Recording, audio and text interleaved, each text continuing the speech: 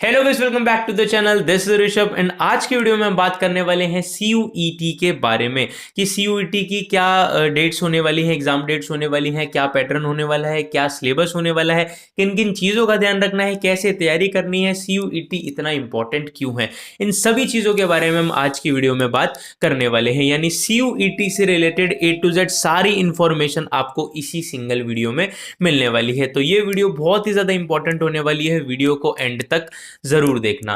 तो सबसे पहले अगर हम बात करें कि सीयूईटी होता क्या है, इसकी क्या इंपॉर्टेंस है, तो देखो यार, सीयूईटी की फुल फॉर्म होती है कॉमन यूनिवर्सिटी एंट्रेंस टेस्ट। ठीक है, आपको नाम से ही पता लग रहा होगा। तो देखो भाई, लास्ट टू लास्ट ईयर तक क्या होता था कि बहुत सारी सेंट्रल यूनिवर्सिटीज और स्टेट यूनिवर्सिटीज अपने अपने एंट्रेंस एग्जाम कंडक्ट कराया करती थी। यानी अगर आपको बीएचयू में अगर एडमिशन लेना है तो उसके लिए एक अलग से एंट्रेंस देना होगा। अगर आपको आईपी में एडमिशन लेना है, आईपी यूनिवर्सिटी में, तो उसके लिए आपको एक अलग से एंट्रेंस देना होगा। अगर आपको ड्यू में एडमिशन लेना है तो उसके लिए एक आपको अलग से एंट्रेंस देना होगा। लेकिन इन सब से बचने के लिए, स्टूडेंट्स परेशान ना हो उसके लिए, यूजीसी ने सीयूईटी को इंट्रोड्यूस किया पिछले साल।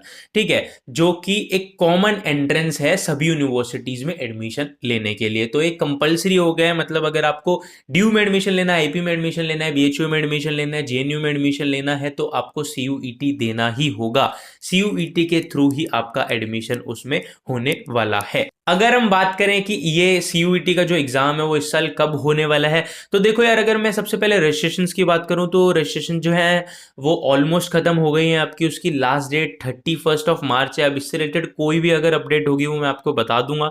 हो सकता है 2-3 दिन जो आपकी डेडलाइन है वो एक्सटेंड हो जाए। इसके बाद अगर हम एग्जाम के बारे में बात करते हैं तो अभी की अपडेट्स के अकॉर्डिंग 21 मई से 30 मई के बीच आपका एग्जाम हो सकता है। तो इसको लेकर अभी तक कोई क्लियर डेट्स नहीं आई है। जैसी कोई अपडेट होगी तो मैं वीडियोस के थ्रू आपको इन्फॉर्म कर दूंगा।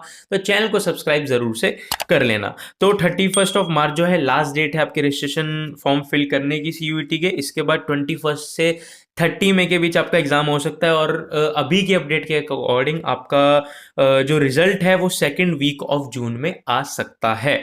तो अगर हम बात करें एग्जाम पैटर्न के बारे में तो देखो यार, सीयूईटी में ना बहुत सारे सब्जेक्ट्स के टेस्ट हैं। तो ये जितने भी सब्जेक्ट्स के टेस्ट हैं ना वो 3 पार्ट में कैटेगराइज करे गए हैं। सबसे पहला है आपका लैंग्वेज स्पेसिफिक सब्जेक्ट्स, दूसरा है आपका डोमेन स्पेसिफिक सब्जेक्ट्स, इसके बाद है आपका एक जनरल टेस्ट। तो लैंग्वेज में टोटल 33 सब्जेक्ट्स हैं। ठीक है, डोमेन में आपके टोटल 27 सब्जेक्ट्स हैं और जनरल टेस्ट आपका एक होता है। ठीक है, अब जनरल टेस्ट में क्या आता है, देखो यार, जो आपका लॉजिकल रीजनिंग हो गया, जीके हो गया, वर्बल एबिलिटी हो गया, ठीक है, क्वांट्स हो गया, यही सब चीज़ें जो हैं आपकी जनरल टेस्ट में पूछी जाएंगी। तो क्या भैया हमको इतने सारे सब्जेक्ट के टेस्ट देने हैं, तो देखो यार, ऐसा बिल्कुल भी नहीं है। अब आपको कितने सब्जेक्ट के टेस्ट देने हैं, कितने देने चाहिए, कौन कौन से देने चाहिए, ये टोटली आप पे डिपेंड करता है। आप जिस भी यूनिवर्सिटी के जिस भी कोर्स में एडमिशन लेना चाहते हो, टोटली उस पर डिपेंड करता है। मान लो अगर आपको दिल्ली यूनिवर्सिटी में बीकॉम ऑनर्स करना है, ठीक है, तो आप क्या करोगे, दिल्ली यूनिवर्सिटी की साइट पर बीकॉम ऑनर्स का एलिजिबिलिटी क्राइटेरिया चेक करोगे कि वहां पर कौन कौन से सब्जेक्ट्स वहां पर सीयूईटी में मांगे गए हैं। ठीक है, वो सब्जेक्ट आपको वहां पर चूज करने हैं। तो हमें कोशिश यही करनी है कि हम ज़्यादा से ज़्यादा सब्जेक्ट के टेस्ट दें ताकि ज़्यादा से ज़्यादा ऑप्शंस हमारे लिए ओपन रहें। अगर मैं मैक्सिमम लिमिट के बारे में बात करूं तो टोटल आप 9 सब्जेक्ट के टेस्ट यहां पर मैक्सिमम दे सकते हो। ठीक है, अब इसके बाद भी सीयूईटी के एग्ज़ाम को 2 स्लॉट में बांटा गया है। ठीक है, एक है मॉर्निंग स्लॉट और एक है आफ्टरनून स्लॉट। ठीक है, तो अब मॉर्निंग स्लॉट में क्या है कि आप एक लैंग्वेज का टेस्ट दे सकते हो maximum, plus 2 domain specific subject के टेस्ट दे सकते हो, प्लस जनरल टेस्ट। यानी एक लैंग्वेज, 2 डोमेन स्पेसिफिक प्लस एक जनरल टेस्ट। इसके बाद अगर हम आफ्टरनून स्लॉट के बारे में बात करें तो वहां पर आप एक लैंग्वेज का दे सकते हो और इसके बाद जो है मैक्सिमम आप 4 डोमेन स्पेसिफिक सब्जेक्ट के टेस्ट दे सकते हो। अगर मैं नंबर ऑफ क्वेश्चंस के बारे में बात करूं तो देखो यार, आपके जो लैंग्वेज सब्जेक्ट्स हैं, ठीक है, लैंग्वेज सब्जेक्ट्स में आपसे टोटल 50 क्वेश्चंस पूछे जाएंगे जिसमें से आपको 40 अटेम्प्ट करने हैं। और जितने भी आपके डोमेन स्पेसिफिक सब्जेक्ट्स हैं उन पर डिपेंड करता है। किसी किसी में क्या होगा, टोटल 45 क्वेश्चन आस्क्ड होंगे और उसमें से आपको 35 अटेम्प्ट करने हैं, या फिर आपको 50 क्वेश्चन आस्क्ड होंगे और उसमें से 40 अटेम्प्ट करने हैं। आई होप इतनी सारी चीजें आपको अभी तक क्लियर हो गई होंगी। तो अगर मैं मार्किंग स्कीम के बारे में बात करूं तो हर एक क्वेश्चन आपका 5 मार्क का होने वाला है। हर करेक्ट आंसर के लिए आपको 5 मार्क्स मिलेंगे और हर इनकरेक्ट आंसर के लिए आपको -1 मिलेगा। और अगर कोई भी क्वेश्चन आप अनअटेम्प्टेड छोड़ते हो तो उसकी कोई भी मार्किंग, नेगेटिव मार्किंग नहीं है, यानी उसके आपको 0 मार्क्स मिलने वाले हैं।